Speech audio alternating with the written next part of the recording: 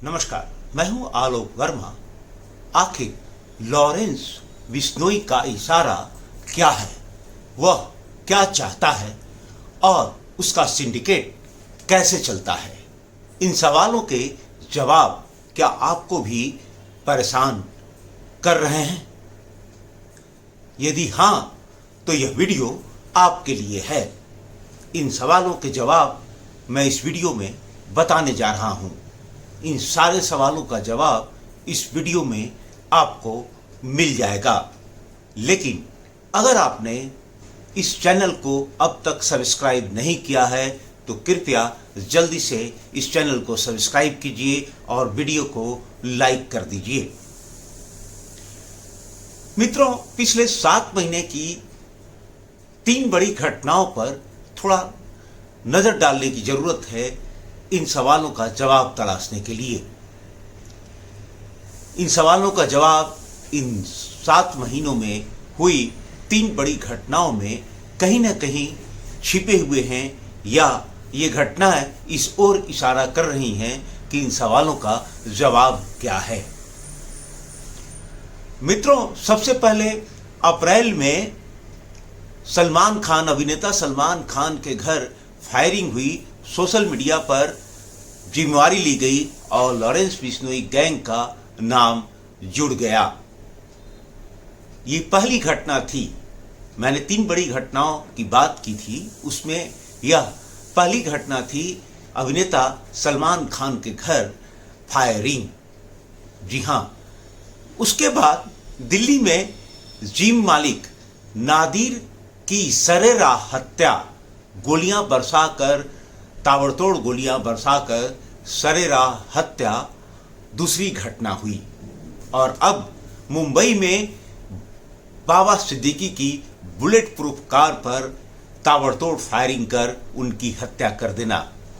ये 3 बड़ी घटनाएं हैं और तीनों लगभग सरेराह हुई हैं। ऐसे लोगों के यहां हुई हैं जो ओवर प्रोटेक्टेड हैं, वीआईपी सुरक्षा जिनको प्राप्त है और जिनको पहले से ही थ्रेट था। जैसे अगर सलमान खान की बात करें तो लॉरेंस बिश्नोई और सलमान खान की दुश्मनी 26 साल से है। मित्रों, इन तीन बड़ी घटनाओं ने जमकर सुर्खियां बटोरी और इसी के साथ सुर्खियां बटोरी लॉरेंस बिश्नोई गैंग ने। जी हां, लॉरेंस बिश्नोई गैंग ने भी इन्हीं 3 बड़ी घटनाओं के साथ जमकर सुर्खियां बटोरी हैं। लॉरेंस बेशक जेल में हो, मगर उसका दोस्त गोल्डी बरार और भाई अनमोल बिश्नोई, सचिन बिश्नोई, यह सब विदेश में रहकर लॉरेंस के गैंग का संचालन करते हैं। उसके खौफ के साम्राज्य को और बड़ा और व्यापक बनाने का काम सुनियोजित तरीके से करते हैं। ये सारी घटनाएं भी इसी बात की ओर इशारा करती हैं कि कहीं ना कहीं जो गैंग के संचालक हैं वो लॉरेंस बिश्नोई के खौफ के साम्राज्य को और क्या करना चाहते हैं। इन सभी मामलों में पुलिस ने बेशक शूटरों की धरपकड़ कर ले रही हो, मगर लॉरेंस और उसके गैंग संचालकों का बाल भी बाका नहीं हो पा रहा है। जी हां, उनका बाल बाका भी नहीं हो रहा है। सलमान से, जैसा कि मैंने बताया, सलमान से लॉरेंस की दुश्मनी 26 साल पुरानी बताई जाती है, मगर इस साल सलमान के घर फायरिंग क्या सोचकर की गई, क्यों ये साजिश रची गई? जब 26 साल से दुश्मनी है तो इस साल अप्रैल में इस तरह की घटना को अंजाम देना कहीं ना कहीं ये इशारा था कि साम्राज्य मेरा खत्म नहीं हुआ है। चाहे तुम जितनी भी सुरक्षा ले लो, हम कुछ ना कुछ कर जाएंगे। दिल्ली के जिम मालिक नादिर के बारे में भी बताया जा रहा है कि उसके संपर्क बड़े और आला पुलिस अधिकारियों से थे और इस नाते उसे कहीं ना कहीं एक सुरक्षा की गारंटी भी मिली हुई थी, चाहे वो जिस तरह से मिली हो। हम उन बातों की गहराई में नहीं जाते, लेकिन हाँ, ये जरूर था कि नादिर की दोस्ती बड़े पुलिस अफसरों से थी और उसके कॉल रिकॉर्ड में भी ये बातें सामने आई हैं, भले वो ऑन रिकॉर्ड कहीं न जा रही हो या छिपाई जा रही हो। मगर उसे भी लॉरेंस बिश्नोई ने कहकर सरेराह मार दिया, गोलियां बरसाकर मार दिया, उस समय मार दिया जब कुछ पुलिस के अफसर भी वहां मौजूद थे। इसी तरह अब बॉलीवुड और महाराष्ट्र की राजनीति में गहरी पैठ रखने वाले बाबा सिद्दीकी की हत्या साफ तौर पर सरेराह ताबड़तोड़ गोलियां बरसाकर की गई। जरा सोचिए, क्या लॉरेंस गैंग यह इशारा नहीं कर रहा कि उसके खौफ का साम्राज्य व्यापक हो रहा है, बड़ा हो रहा है, और जब चाहे पुलिस को, कानून को चैलेंज कर सकता है, किसी को भी मार सकता है, किसी को भी धमकियां दे सकता है। ये 3 मामले जो 7 महीने में हुए मित्रों, ये तो वो 3 मामले हैं जिसने सुर्खियां बटोरी, और हम इन मामले के बारे में बहुत कुछ जानते हैं। लेकिन कई ऐसे मामले भी होते हैं या हुए होंगे जो पुलिस की रिकॉर्ड में होंगे, हम तक ना होंगे, या फिर पुलिस की रिकॉर्ड में भी नहीं होंगे। जैसे कि कई लोगों से यह जबरन वसूली का काम करता है, और ऐसा हुआ होगा कि कई लोगों को इस बहाने भी उसने धमकी दिया हो। कैसे यह संभव हो रहा है, यही आपको बताने जा रहा हूं। आखिर लॉरेंस बिश्नोई गैंग के खिलाफ कानून क्यों नहीं शिकंजा कस पा रहा है? तो मैं आपको बताऊं, लॉरेंस बिश्नोई गैंग के खिलाफ जांच करने वाली एनआईए की चार्जशीट और उसके कागजातों, इंट्रोगेशन रिपोर्ट आदि के बारे में। एनआईए की चार्जशीट की मानिए, जो मेरे पास मौजूद है, सरकारी कागज होने की वजह से मैं नहीं दिखा पा रहा हूं। लॉरेंस के सिंडिकेट में देश भर में 700 सदस्य हैं। सोचिए, 700 सदस्यों वाला सिंडिकेट लॉरेंस चलाता है। एनआईए की कागजातों के मुताबिक लॉरेंस सिंडिकेट के गोल्डी बरार, सचिन बिश्नोई, अनमोल बिश्नोई, विक्रम बरार आदि देश से बाहर रहकर गैंग का काम संचालन करते हैं। 700 सिंडिकेट के सदस्य तो वो हैं जो देश के अंदर हैं, ये कुछ लोग ऐसे हैं जो देश के बाहर हैं और पूरे गैंग का संचालन कर रहे हैं। एनआईए की चार्जशीट में यह साफ तौर पर लिखा था कि यह लोग बब्बर खालसा के आतंकी हरविंदर सिंह संधू उर्फ रिंदा और लखवीर सिंह उर्फ लांडा से हथियार लेने के लिए जुड़े हुए थे। तभी एनआईए ने यूएपीए के तहत लॉरेंस बिश्नोई गैंग के खिलाफ मुकदमा दर्ज किया था, और चार्जशीट में भी उसने लिखा था कि आतंकी और गैंगस्टर के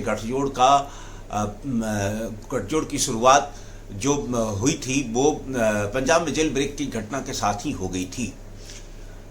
यह भी इन चार्जशीट में लिखा हुआ है कि लॉरेंस सिंडिकेट खालिस्तानी आतंकी संगठनों से उच्च क्वालिटी के हथियारों के लिए जुड़ा था। लॉरेंस का सिंडिकेट जो है, इसीलिए वह जुड़ा था, लेकिन आतंकी संगठन उससे अपना फायदा उठा रहे थे।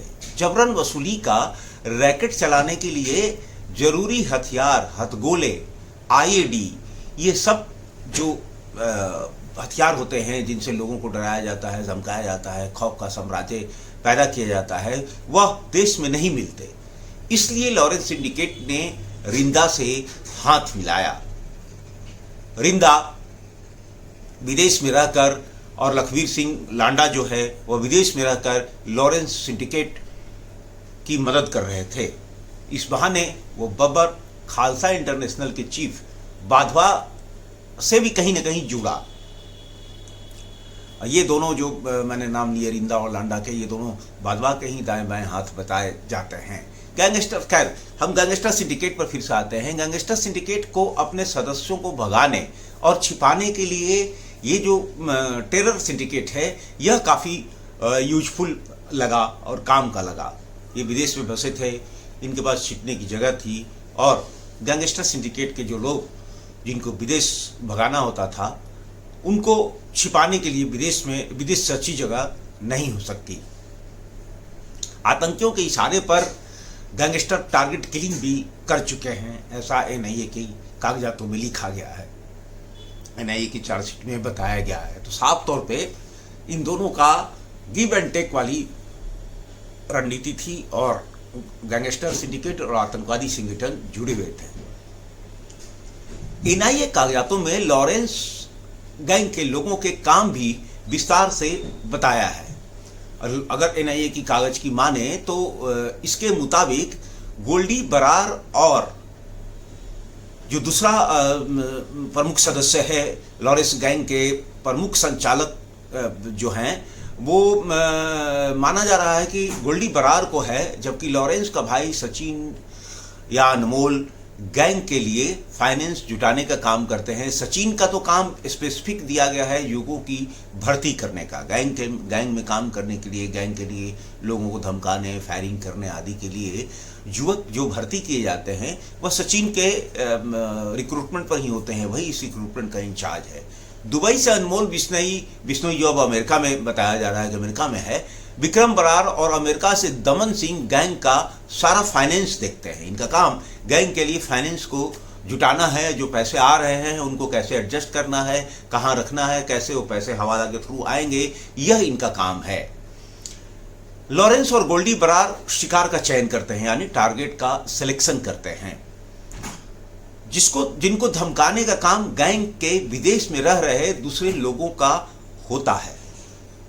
जी हाँ, लॉरेंस और गोल्डी ने टारगेट सेलेक्ट किया, उसके बाद काम ये चला गया दूसरे विदेश के में जो रह रहे हैं उनके हवाले, और वो लोग कैसे इनको धमकी दिया जाएगा या कैसे किसी घटना को अंजाम दिया जाएगा, वो सारा नेटवर्क देखते हैं। लॉरेंस सीधे किसी शूटर से बात नहीं करता, इसलिए अभी तक सिर्फ कन्फेशनल स्टेटमेंट है कानून के पास। ऐसा कोई जाल नहीं कि लॉरेंस ने किसी शूटर से बात की।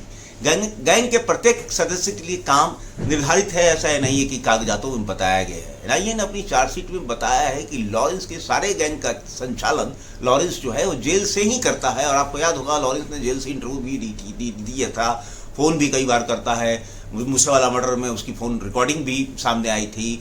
उसने कई सालों से, यही वजह है कि जेल में सुरक्षित है, और उसने कई सालों से किसी भी मामले में जमानत के लिए आवेदन तक नहीं दिया है। जी हाँ, आवेदन तक नहीं दिया है।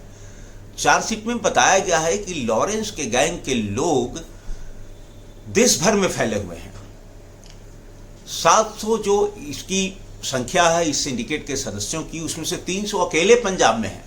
जी हाँ, 700 में से 300 अकेले पंजाब में हैं, और इसकी जो पहुंच है वो बिहार, झारखंड, यूपी में तो है ही, और भी कई राज्यों में फैल चुकी है। यही है लॉरेंस गैंग के साम्राज्य का असली सच। अगली बार फिर किसी नई जानकारी के साथ हाजिर होऊंगा, तब तक के लिए इजाजत दीजिए। नमस्कार। कृपया इस वीडियो को लाइक कर दीजिएगा, इस चैनल को सब्सक्राइब भी। नमस्कार।